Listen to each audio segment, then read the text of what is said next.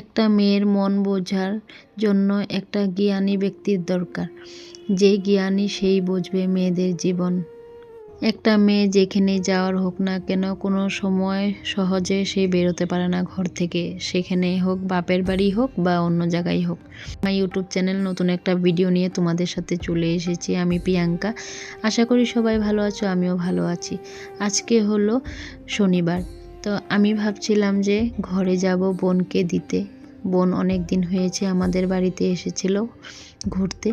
আজকে 1.5 মাস হয়ে গেছে, আবার আসবে, আবার এক্সাম দিয়ে, কিন্তু ওকে তো ঘরে যেতেই হবে না, তার জন্য আজকে ভাবছিলাম দিতে যাব। কিন্তু দেখো সকালবেলা ঘুম থেকে উঠে কতই না কাজ করলাম। ঘুম থেকে উঠেই বাসি কাজ করলাম, তারপর জামা কাপড় ধুয়ে টুয়ে, এদিকে দেখো ছেলের স্কুলের ফিসটা দেওয়া হয় নাই, তার জন্য ব্যাংকে চলে আসলাম। ওদের আবার ব্যাংকে ট্রান্সফার করতে হয়, তো এই কাজটা তো না করে গেলে আমার ছেলের অ্যাডমিট কার্ড দেবে না।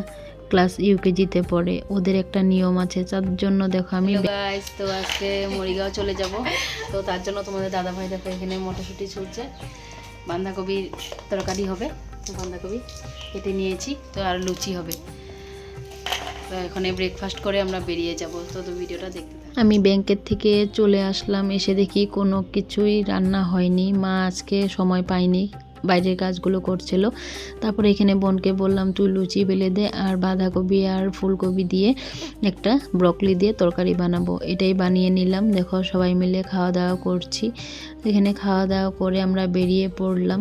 দেখলাই তোমাদের সাথে ভিডিওটা তখন শেয়ার করতেও পারি নাই, কি করলাম ঘরে, মনটাও খারাপ তার জন্য।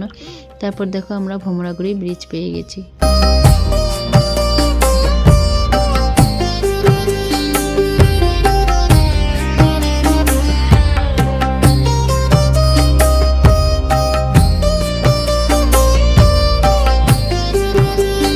আমাদের তেজপুর থেকে মরিগাঁও যেতে প্রায় 2.5-3 ঘন্টা লেগে যায়। খিদেও পেয়ে গেছিলো, তার জন্য চিপস খেয়ে নিচ্ছি রাস্তায়।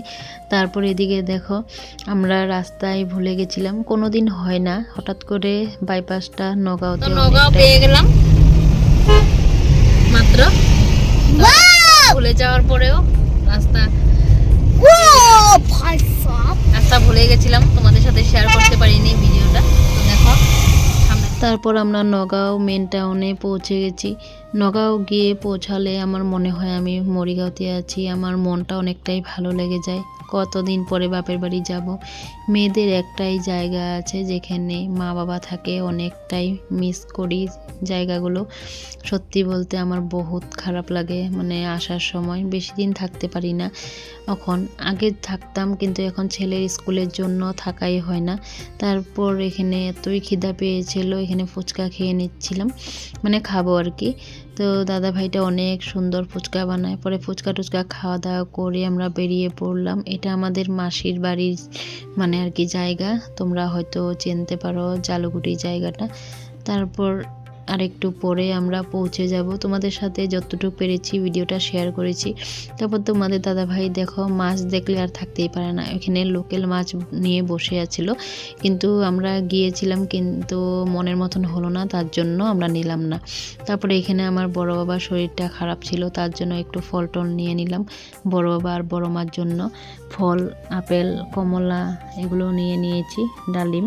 তারপর আমরা দেখো এখানে পৌঁছে গেছি। কোর্টের সামনে আমাদের একটু দূর গেলে আমাদের ঘর পেয়ে যাব। দেখো এই জায়গাটাতে আমি বড় হয়েছি, এটা আমার বাপের বাড়ি। তো দেখো বাপের বাড়ি পৌঁছেই গেলাম। কথা বলতে বলতে তোমাদের সাথে যতটুকু পেরেছি তোমাদের সাথে শেয়ার করার চেষ্টা করেছি। আজকে আমাদের বাবার ঘরটাও তোমাদেরকে শেয়ার করব। দেখো এটা আমার বাবার ঘর, আগে এমন ছিল না, এখন সবাই পাকা ঘর করে নিয়েছে। আগে কাঁচা ঘরেই ছিল আমাদের, সত্যি বলতে। তো এটা আমাদের এক জেঠুর ঘর। তারপর এই দেখো বোন চলে যাচ্ছে, কতদিন পরে এসেছে, মাকে দেখবে, তার জন্য মা এখানে বাসন মাজছিল নাকি, তোমাদের সাথে শেয়ারও করলাম। এটা আমার এক বড় বাবার ঘর, বড় বাবার সবচেয়ে বড় দাদার ঘর আর কি। আমরা এক ফ্যামিলিতেই থাকি, জয়েন্ট ফ্যামিলি। আমাদের খাওয়া দাওয়াটা আলাদা, কিন্তু আমাদের কেউ বলবে না আমরা মানে আলাদা খাওয়া দাওয়া করি, সবাই সবার সাথে মিল মিশটা আছে। আর এদিকে দেখো মা ভাত বেড়ে নিচ্ছে, তোমাদের সাথে তখন আর ভিডিওগুলো শেয়ার করিনি। তারপর খাওয়া দাওয়া হয়ে যাওয়ার পর তোমাদের সাথে ভিডিওটা শেয়ার করতে পারিনি, আমরা ঘুরতে গেছিলাম। তখন ভাবছি আমি বিশালে যাব, তারপরে বিশালে চলে এসেছি, তোমাদের দাদা ভাই নিয়ে আসলো। শখের মানুষ এরকমই বলে, যখনই বলি না কেন ঘরে যাব বা এই জিনিসটা লাগে আমার, কোনো দিনও ও বাধা দেয় না, কোনো দিনও মানা করে না, সব কিছুতেই হ্যাঁ। এটাই আমার খুবই ভালো লাগে। তারপর সংসার বলতে তো অনেক কিছুই হয়, এটাকে সংসার বলে। তারপর আমি কালার ডালটা ভেঙে নিলাম, তারপর এখানে মা মালপোয়া বানাবে, তার জন্য মালপোয়ার জন্য রেডি করে নিচ্ছি। একমাত্র মাই দিতে পারে, আর কেউ কাছে আশা করা যায় না। তো ভিডিওটা কেমন লাগলো কমেন্ট করে। সব মেয়েরাই বাপের বাড়িতে আসলে বিছানায় বসে বসেই সত্যি। আবার শ্বশুরবাড়ি কালকের থেকে আবার মার ঘরে আসছি, তো মার হাতের খাওয়া দেখো। চপ কিনা হয়েছিল, চপ দিয়া মুড়ি দিয়া।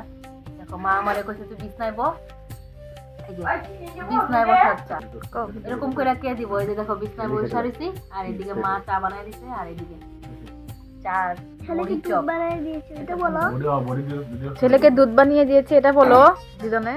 তারপর এদিকে মা ডিম তরকারি বানিয়েছে, ডিম তরকারিটা মা বললো তুই একটু নাড়াচাড়া করে দে। তারপর দেখো এখানে আমরা সবাই বসে পড়েছি, 11:30 12টা বেজে সবাই খেতে বসে পড়েছি। এদিকে বোনও মন খারাপ কালকে চলে যাব বলে। তারপর এখানে খাওয়া দাওয়া করে নিলাম। খাওয়া দাওয়া হয়ে যাওয়ার পর তারপর দেখো আমরা বেরিয়ে পড়েছি সকালবেলায়। আর ভিডিও তোমাদের সাথে শেয়ার করতে পারি নাই, মনটা অনেকটাই খারাপ, কি আর বলবো, কিছুই শেয়ার করতে পারি নাই। ভিডিওটা কেমন লাগলো বলবে।